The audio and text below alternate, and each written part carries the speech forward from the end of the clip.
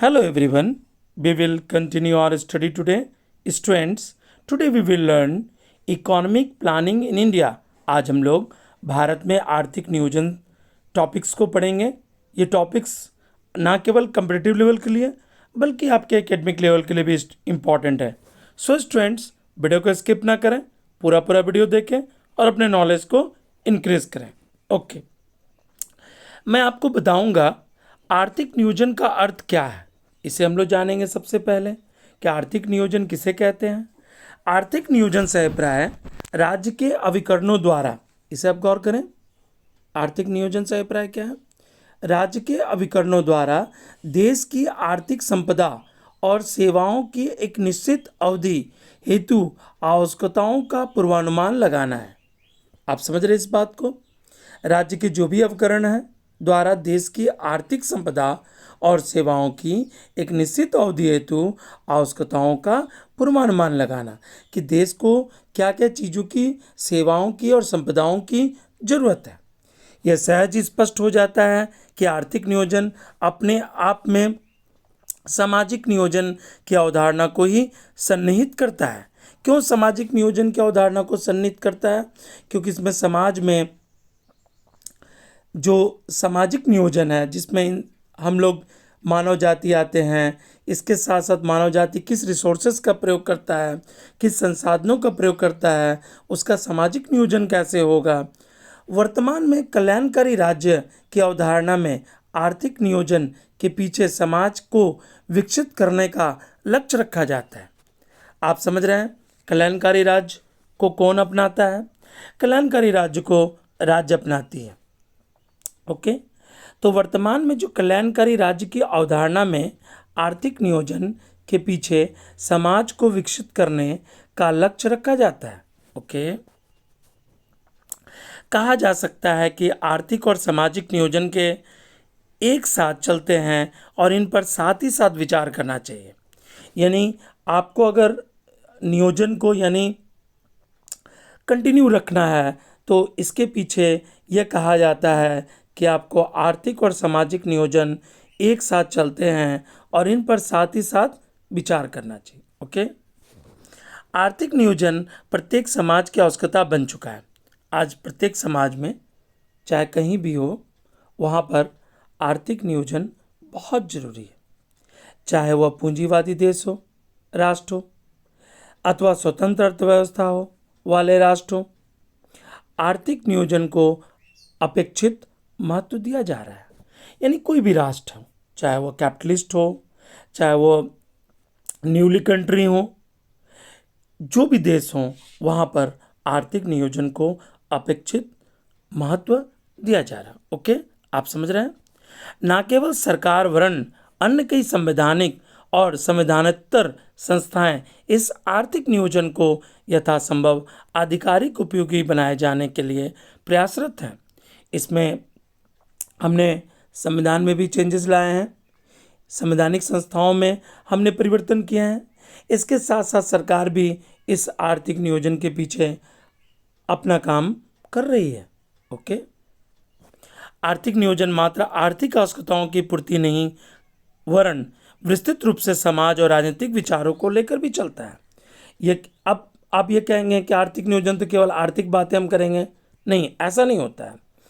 यह आर्थिक आवश्यकताओं की पूर्ति ही नहीं बल्कि विस्तृत रूप से समाज और राजनीतिक विचारों को भी लेकर चलता है। ओके स्टूडेंट्स, हम लोग जानेंगे भारत में नियोजन का इतिहास, यानी भारत में जो प्लानिंग आई वो कैसे आई।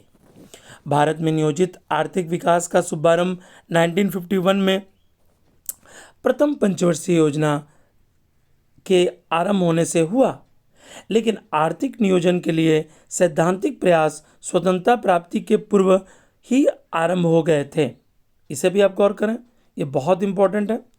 1934 ईस्वी में सर एम विश्वेश्वरैया ने भारत के लिए नियोजित अर्थव्यवस्था यानी प्लान्ड इकोनॉमी फॉर इंडिया नामक पुस्तक लिखी। अब यहाँ से क्वेश्चन आपके उठ सकते हैं कि प्लान्ड इकोनॉमी फॉर इंडिया नामक पुस्तक किसने लिखी? तो आप कह सकते हैं सर एम विश्वेश्वरैया ने, कब लिखी? तो 1934 में लिखी। ओके, इस दिशा में प्रथम प्रयास था। इस पुस्तक में उन्होंने भारत के नियोजित विकास के लिए 10 वर्षीय कार्यक्रम प्रस्तुत किए। यहाँ भी आप ध्यान दें कि इस पुस्तक में उन्होंने क्या कहा? भारत के नियोजित विकास के लिए 10 वर्षीय कार्यक्रम प्रस्तुत किया। 1938 ईस्वी में इंडियन नेशनल कांग्रेस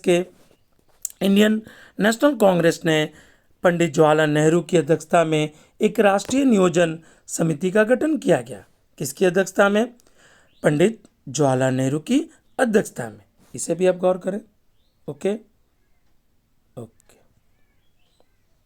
राष्ट्रीय नियोजन समिति का गठन किया गया, जिसकी संस्तुतियां द्वितीय विश्व युद्ध प्रारंभ हो जाने एवं भारत में राजनीतिक परिस्थितियों में बदलाव आने के कारण कार्यान्वित नहीं हो सकी। ओके स्टूडेंट्स, यानी क्यों नहीं हो सका, इसे भी आप प्रश्न कर सकते हैं। तो राजनीतिक परिस्थितियां वो नहीं थी और इसके साथ साथ पूरा विश्व द्वितीय विश्व युद्ध का सामना कर रहा था, जिससे भारत भी प्रभावित हुआ। इस कारण से यह संस्तुतियां लागू नहीं हो सकी। ओके ओके, अब हम लोग जानेंगे 1944 में। इसे भी आप गौर करें। 1944 ईस्वी में मुंबई के 8 उद्योगपतियों ने एक 15 वर्षीय सूत्रबद्ध योजना, जिसे हम लोग बॉम्बे प्लान, प्रस्तुत की। यहाँ से अक्सर क्वेश्चन पूछे जाते हैं कि बॉम्बे प्लान कब आया था और कितने उद्योगपतियों ने इसे लागू किया था, इसे बनाया था, और ये कितने सूत्रबद्ध योजना है? ये 15 वर्षीय सूत्रबद्ध योजना है। इसका नाम क्या है? बॉम्बे प्लान। यह कहाँ पर इसे लाया गया था? किस प्लेस पर? मुंबई में। कितने उद्योगपतियों ने लाया था? 8 उद्योगपतियों ने, और इसकी शुरुआत 1944 में हुई थी। ओके, जो कि विभिन्न कारणों से क्रियान्वित नहीं हो सकी, लेकिन इसके पीछे भी बहुत से कारण होंगे जो ये पूरा नहीं हो सका, इसे लागू नहीं किया जा सका। इसे भी आप गौर करें। अगस्त 1944 ईस्वी में ब्रिटिश सरकार ने एक पृथक विभाग, नियोजन और विकास विभाग खोला। ठीक है, क्या खोला? नियोजन एवं विकास विभाग। इसे आप ध्यान दें। ओके, ब्रिटिश सरकार ने खोला इसे, तथा बॉम्बे प्लान के एक सूत्रधार सर आर्देशियर दलाल को इसका कार्यकारी सदस्य नियुक्त किया। इन उन 8 उद्योगपतियों में से एक थे। आर्देशियर दलाल को इसका कार्यकारी सदस्य नियुक्त किया। महात्मा गांधी, इसे भी आप गौर करें। महात्मा गांधी की आर्थिक विचारधारा से प्रेरणा पाकर श्री मन्ना रायन ने 1944 ईस्वी में एक योजना निर्मित की, जिसे हम लोग गांधीवादी योजना के नाम से जानते हैं। अब यहाँ से क्वेश्चन अराइज हो सकते हैं कि गांधीवादी योजना हमारे कौन व्यक्ति ने इसे प्रस्तुत किया? तो उनका नाम था, इसे भी आप गौर करें, श्री मन्ना रायन। अब कब किया? 1944 ईस्वी में। ओके ओके ओके स्टूडेंट्स, इससे पहले हम लोग आगे बढ़ें, मैं आपको बता दूं कि मैंने एक प्लेलिस्ट में बनाया है ऑब्जेक्टिव क्वेश्चंस, और एक प्लेलिस्ट में मैंने डाला है सब्जेक्टिव। उसे आप जाकर जरूर देखें और अपने नॉलेज को इंक्रीज करें। ओके, अब हम लोग आगे जानते हैं। भारतीय श्रम संघ की युद्धोपरांत पुनर्निर्माण समिति के अध्यक्ष श्री M.N. रॉय द्वारा अप्रैल 1945 ईस्वी में जन योजना यानी पीपल प्लान्स निर्मित किया गया। ओके, यानी यहाँ पर भी आप गौर कर सकते हैं। यहाँ से क्वेश्चन अराइज हो सकते हैं कि पीपल्स प्लान को किसने निर्मित किया और कब किया, और इसके फाउंडर कौन थे? तो इसके फाउंडर थे M.N. रॉय, 1945 में किया, और इसका नाम था पीपल्स प्लान। ओके, ये योजनाएं विविध कारणों से कार्यान्वित नहीं हो सकी। 1946 ईस्वी में अंतरिम सरकार का गठन हुआ। ये तो आप पॉलिटिकल साइंस में पढ़ेंगे हैं कि जो अंतरिम सरकार कब बनी? 1946 में बनी। इस सरकार ने नियोजन एवं विकास की समस्या के अध्ययन के लिए एक उच्च स्तरीय सलाहकारी प्लानिंग बोर्ड की स्थापना की। बोर्ड ने समस्या का गहन अध्ययन किया और केंद्र में एक स्थायी प्लानिंग कमीशन की स्थापना की के लिए संस्तुति की। यानी इसकी स्थापना के लिए उन्होंने अपनी बातों को रखी, जो कि निरंतर भारत के नियोजन और विकास के लिए कार्य करता रहे। ठीक है, आप समझ रहे हैं।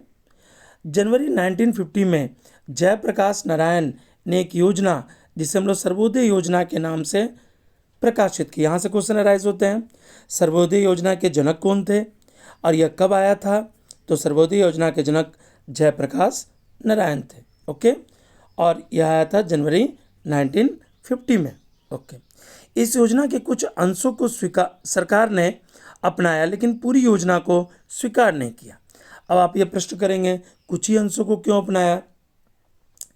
तो सरकार ने पूरी योजना को नहीं अपनाया क्योंकि सरकार को कुछ बातें अच्छी लगी इस योजना में और कुछ बातें अच्छी नहीं लगी, इस कारण से उन्होंने नहीं अपनाया। और 15 मार्च 1950 को भारत सरकार एक प्रस्ताव द्वारा योजना आयोग यानी प्लानिंग कमीशन का गठन किया गया।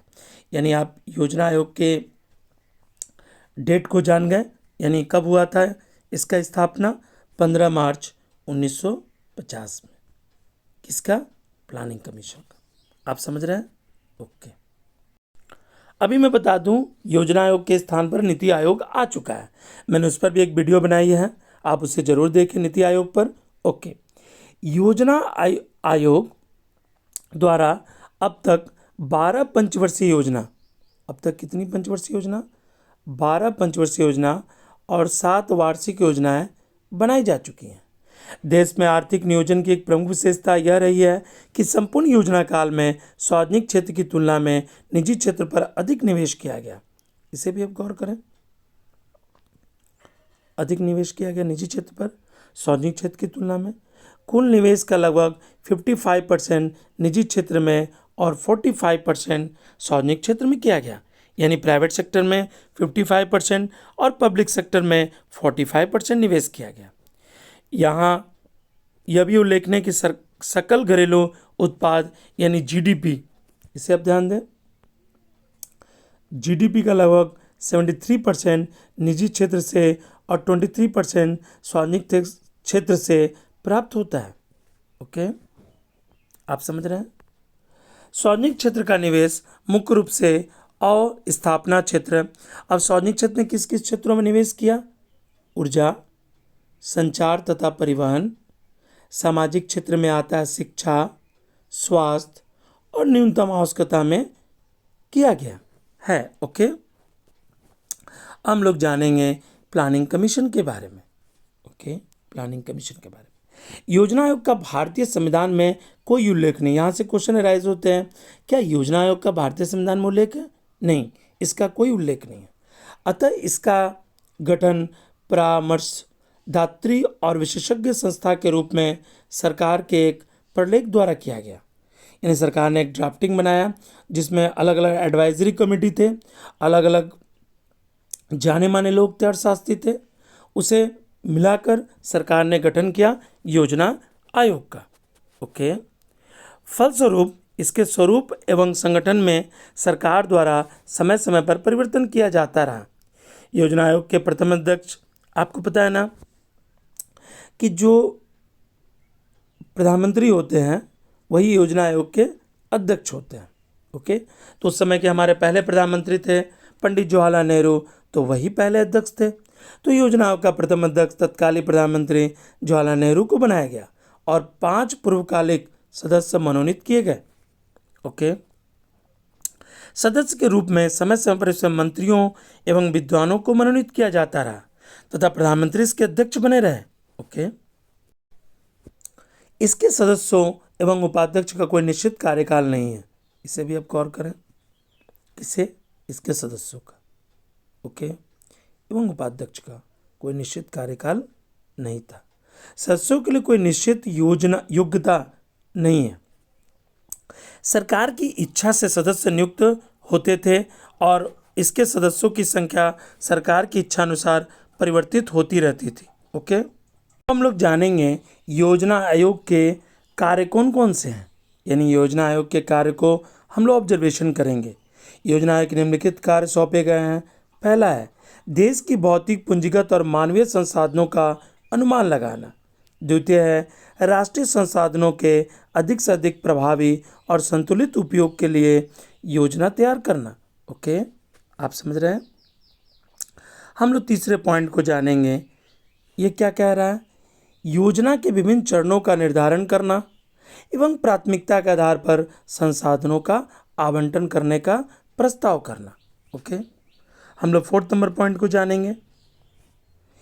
उन तत्वों को जो कि आर्थिक विकास में बाधक हैं, सरकार को इंगित करना एवं उन परिस्थितियों का निर्धारण करना जो वर्तमान सामाजिक एवं राजनीतिक परिस्थितियों में योजना के कार्यान्वयन के लिए आवश्यक है।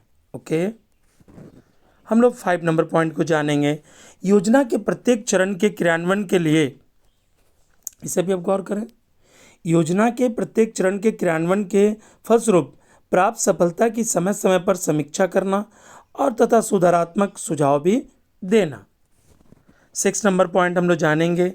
ओके, समय समय पर केंद्रीय तथा राज्य सरकारों द्वारा विशेष समस्या पर राय मांगने की अपनी सलाह देना। ओके, विशेष समस्या पर क्या करना? राय मांगने पर अपनी सलाह भी देना। 1 जनवरी 2015 से भारत में योजना आयोग का अस्तित्व समाप्त कर दिया गया। ओके, तथा इसके स्थान पर अब नीति आयोग संस्था बन गई। इसे भी आप गौर करें। 1 जनवरी 2015। ओके स्टूडेंट्स, आपने ये टॉपिक्स कंप्लीट कर ली। यदि आपको वीडियो पसंद आया तो वीडियो को लाइक, शेयर और सब्सक्राइब करना ना भूलें। वीडियो देखने के लिए धन्यवाद।